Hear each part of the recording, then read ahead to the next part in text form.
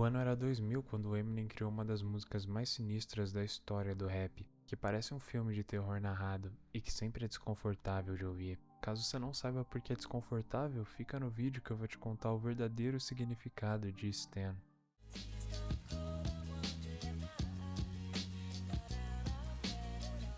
Você provavelmente ouviu Stan no rádio, ouviu o clipe e curtiu a melodia melancólica, calma, uma música até relaxante, mas Stan não é uma música bonita.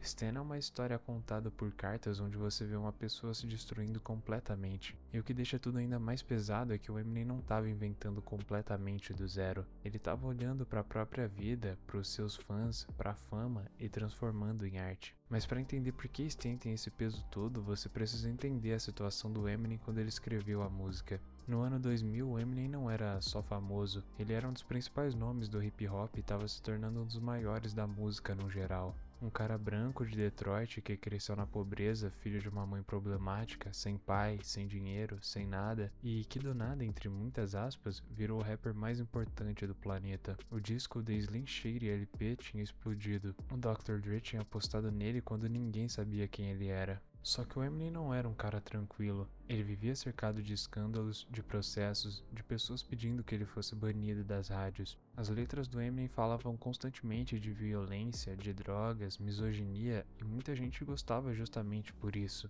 porque ele dizia o que ninguém mais tinha coragem. E com essa fama vieram os fãs. Fãs que não só curtiam as músicas, eram pessoas que enxergavam a própria vida no Eminem, que se identificavam com a dor dele, com o abandono, com a raiva, que mandavam cartas, e-mails, se tatuavam com o rosto e o nome dele e descoloriam o cabelo para parecer com ele. Fãs que, em alguns casos, não conseguiam separar onde terminava o Eminem e onde começava o Marshall Mathers. Foi vendo isso de perto que o Eminem escreveu Stan, pra avisar. A música começa calma demais para uma história tão pesada. O refrão da Dido entra como se fosse uma música de niná, melancólica, bonita, quase relaxante, um suco de maracujá em palavras.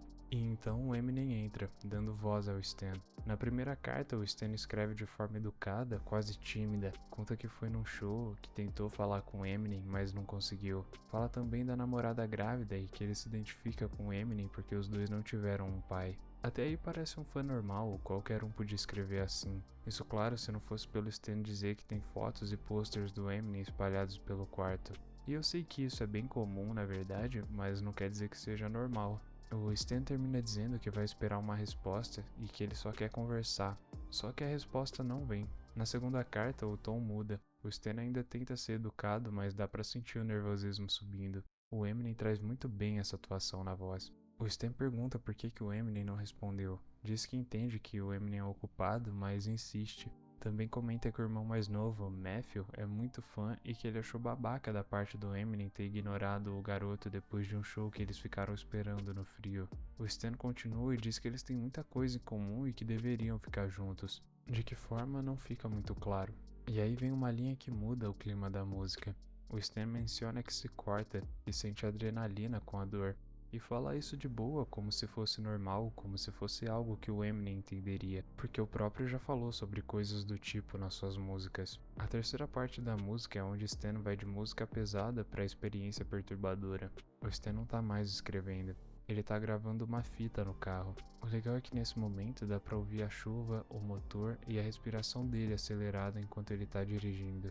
E dá pra ouvir a namorada dele gritando de fundo. O Stan fala que prendeu ela no porta-malas porque assim pode morrer sufocada e sofrer ainda mais ao invés de só cortar a garganta dela e acabar logo com a dor. Na música não fica claro por que ele faz isso, mas se eu pudesse chutar, provavelmente foi pra pesar ainda mais a consciência do Eminem, já que a mulher estava grávida e ele tinha acabado de ser pai. Nesse momento, o Stan fala pro Eminem sobre uma música do Phil Collins, In the Air of the Night, que é sobre um cara que deixa o outro se afogar mesmo podendo ajudar, e compara com a situação deles. E antes de tacar o carro da ponte, ele diz: "Quando você ouvir isso, já vai ser tarde demais." Um fã que absorveu a obra de um artista de forma tão literal e tão distorcida que começou a usar as músicas como um manual de vida.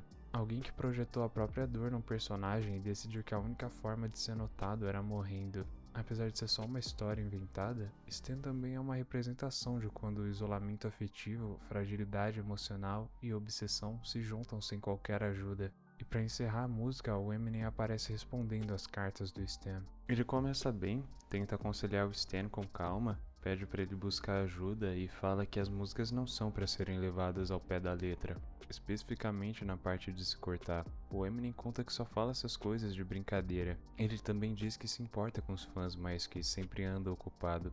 Enquanto Eminem aconselhava o Stan a não fazer nenhuma loucura, ele comenta sobre uma notícia que viu no jornal, sobre um cara bêbado que jogou o carro de uma ponte com a namorada grávida no porta-malas. E era o Stan.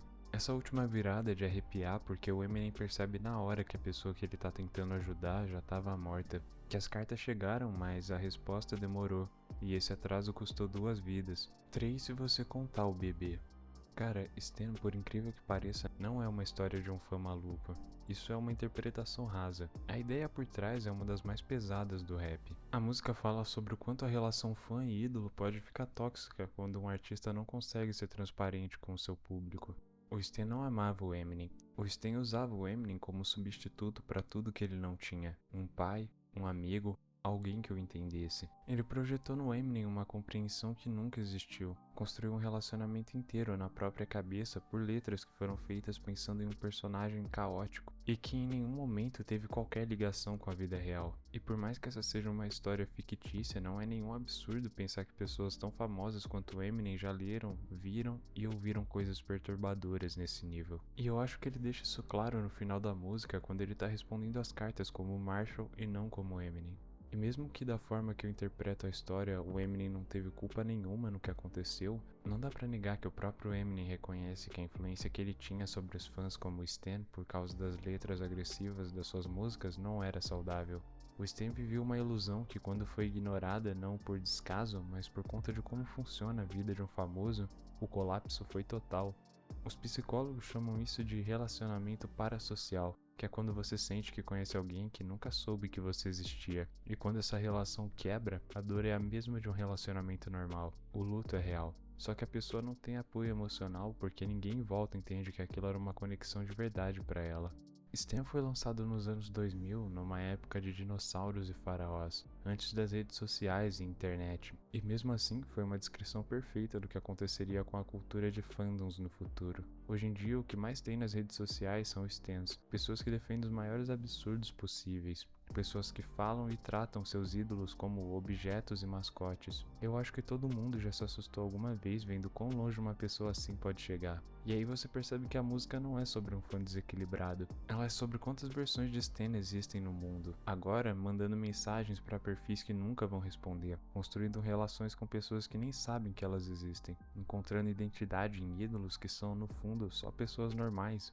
E a pior parte, isso foi antes do Instagram, antes do Twitter, antes de cada artista ter uma janela aberta 24 horas para dentro da própria vida. Hoje em dia, a vida de um Stan acaba sendo muito mais autodestrutiva.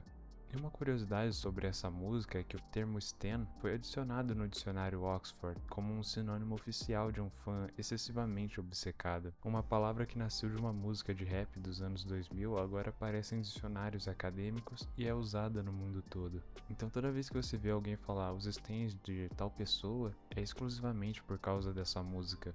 E no fim, se o Eminem escreveu Stan como alerta, o mundo não ouviu. As pessoas só aprenderam a usar a palavra. Bom, se você curtiu esse vídeo, eu acho que você também vai gostar do que tá aparecendo aí na tela. Aproveita e deixa a sua opinião aí nos comentários sobre o que você acha de Stan, beleza? Muito obrigado por você assistir até aqui, um abraço e falou!